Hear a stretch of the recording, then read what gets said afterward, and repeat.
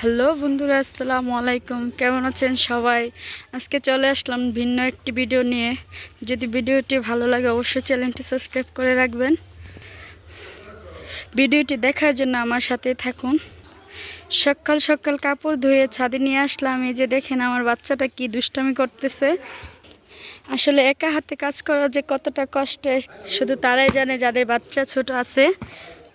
বাচ্চাদের কিছু কাপড়, আপনাদের ভাইয়ার কিছু কাপড় ধুয়ে নিয়ে আসলাম, ছাদে ছড়িয়ে দেব।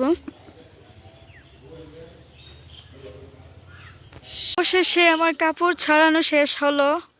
এখন চলে যাব নিচে দুপুরে রান্নার জোগাইতে। আমার শ্বশুরে এদিকে মুরগি নিয়ে আসলো। আজকে মুরগি রান্না করব। আজ বাদে কাল আপনাদের ভাইয়া চলে যাবে, তার জন্য একটু ভালো মন্দ রান্না করে খাওয়াচ্ছে। এদিকে সর্ষে দিয়ে শুটকি দিয়ে ভর্তা লাড়া দিচ্ছি। আসলে ভর্তা লাড়া অনেকেই বুঝবেন না, ভর্তা তেলে দিচ্ছি। মুরগিগুলো কষিয়ে নিচ্ছি ভালো করে, যাতে গন্ধ না থাকে। মুরগিগুলো বোনা করে নেব। আমার রান্নার মাঝখান দিয়ে আমার বড় জার মেয়ে স্কুল থেকে এসে আমার সাথে দুষ্টামি করতেছে। আমি ওর সাথে মজা করতেছি। আপনাদের ভাইয়া আমি রান্না করাতে নিজে পেঁপে কেটে নিচ্ছে, কারণ আমার ছোট জা তো বাড়িতে নাই, কে করে দেবে। এই মানুষটা নিজের কাজ নিজে করছে। অবশেষে বেলা বাজে 3টা, সাড়ে 3টা। এইমাত্র আমি খাওয়া দাওয়া শেষ করে উঠলাম।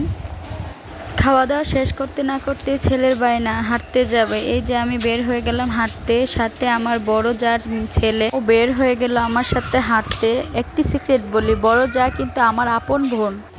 ওরা দুই ভাই হাঁটতে হাঁটতে চলে যাচ্ছে আমাকে রেখে।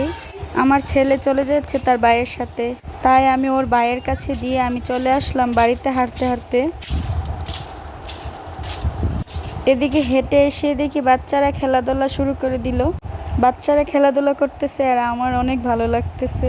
পাশের বাড়িতে একটা মেহমান আসছে, আমার ছেলেকে ধরে মজা করতেছে। এদিকে আমাদের বাচ্চা কাচ্চারা আপনাদের ভাইয়ের গাড়িতে উঠে বসে আছে।